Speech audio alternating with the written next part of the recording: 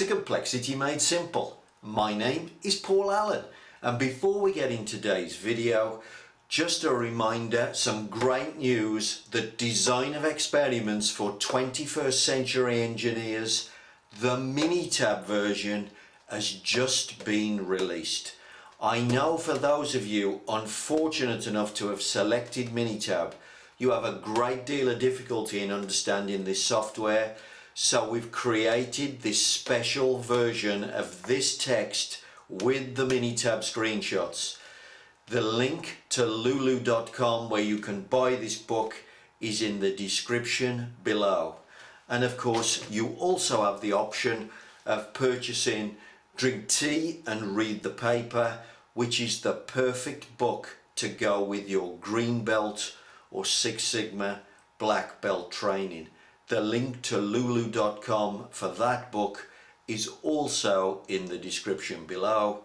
And of course, the other thing that we'd really love you to do, please go to buymeacoffee.com and make a small donation. All of these things, the purchase of the books and the donations, they help keep the channel moving. I'm really grateful to all of those people who are currently donating. Many thanks for your support and your help. And now let's get on with today's video. Welcome to the latest video. And in this video newsletter, what we're going to talk about is we're going to talk about why I'll never be out of work, essentially, but why risk always drives you to fill your factory full of stock. So risk drives over stocking. And this video really comes out of some work that I was doing last week. I was in a client and we were sort of talking about if you put a pull system in, you know, so if you implement pull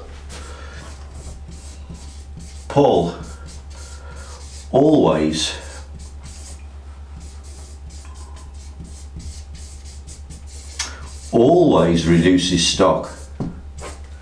And you don't have to put a pull system in and be aggressive about it. Just put a sensible pull system in and you will probably knock 40% off your stock level for no risk of stocking out. Usually if you do it right, it'll be 100% on time, in full, no stocking out, and you'll have less stock in the factory. It's just, it's free. It's free money that you can just release out of the belly of your factory. So the alternative routes always drive too much stock. So let's think about this. So if we talk about this as being based on the planner, what's the planner got to do? I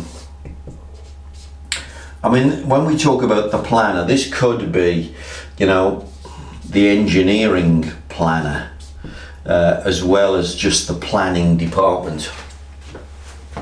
But this person has to set the system up, and this person has to make decisions about how much to buy, how much to make. And often what's going on with their risk, they have two problems to deal with. They could make too little, or they could make too much. Okay, now bear in mind what's going on. In most systems, you have a £1 million computer.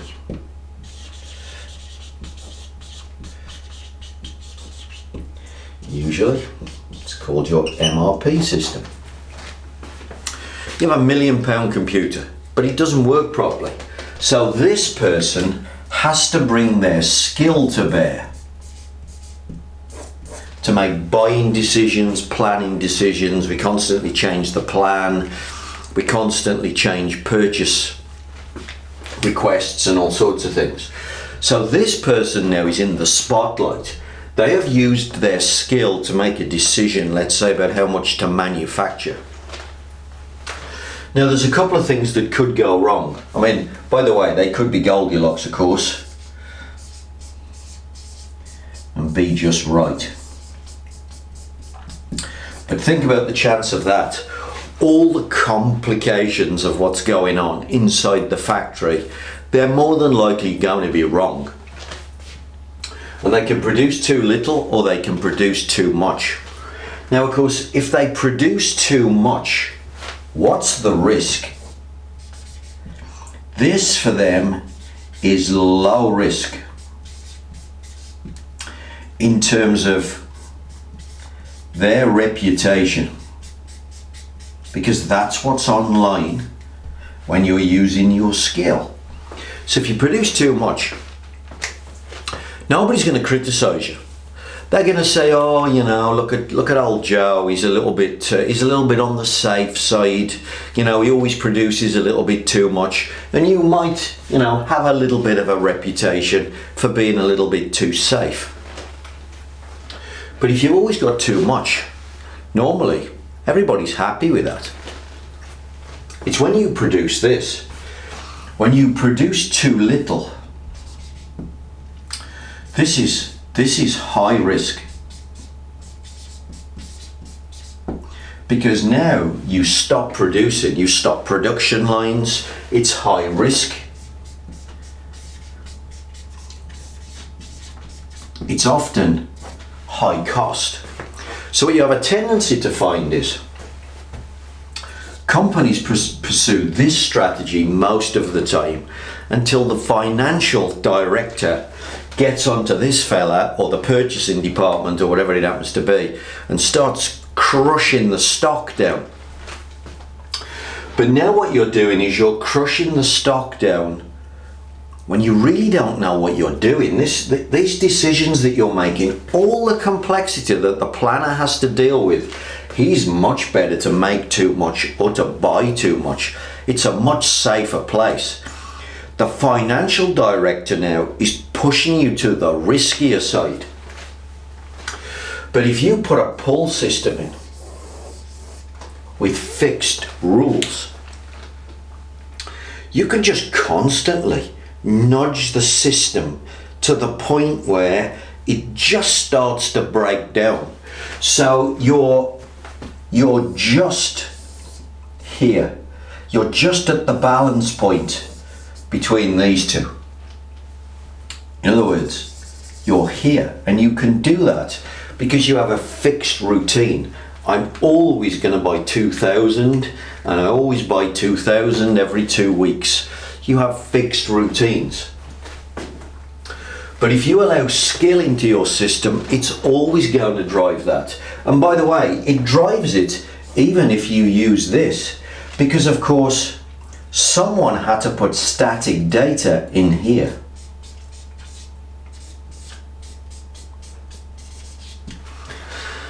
Someone has to say what the lead time is for everything. Somebody has to say what the MOQ is, you know, minimum order quantity, or the economic batch quantity, or what's the lead time when we're moving material from department A to department B. There's bucket loads of static data. Well, again, what do you want? If you're the engineer setting this up, you want to go low risk. So what do you always do? You always overestimate everything. So think of the accumulation you've got of overstocking. The system was set up where you overestimated lead times, minimum order quantities, economic batch quantities. The information then goes to the planner, who then adds his safety onto that system. And so you are designing into the factory bucket loads of overstocking. And so whenever I set up a pull system and we start to look at it, people say, oh, but that's too much. If we keep 3 weeks, we definitely don't keep 3 weeks of stock currently in the factory. I pretty much know when I do pull, I'm going to reduce the stock levels by about 50%, and at the same time I'm going to guarantee on time, in full. And when I say guarantee, I do mean 100% of the time. That's what these things do. Pull systems guarantee that. But if you leave the skill sitting in the decision making, because people cannot cope with all the complexity and they want to be safe, stock levels just get driven absolutely off the scale. So these are always going to pay you back in spades. They always work and they're cheap as anything. I don't need this. I just need some good data, some good common sense. And we're definitely going to do this. Did this last week with a customer. Pretty much I was very conservative with some of my numbers. I think I was just a little bit less than 50%, but pretty much reduced the stock level in the warehouse by about 50%.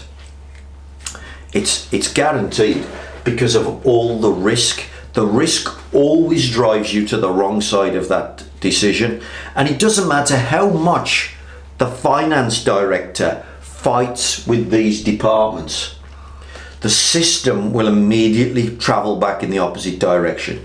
Push it down, restock it back up. Push it down, restock it back up. You're fighting the system. Put a system in that you all agree on, and then use it to gradually track the stock down and get the absolute Goldilocks position of being just right with the amount of stock that you keep on site. And then you'll release bucket loads of cash out of the belly of your business.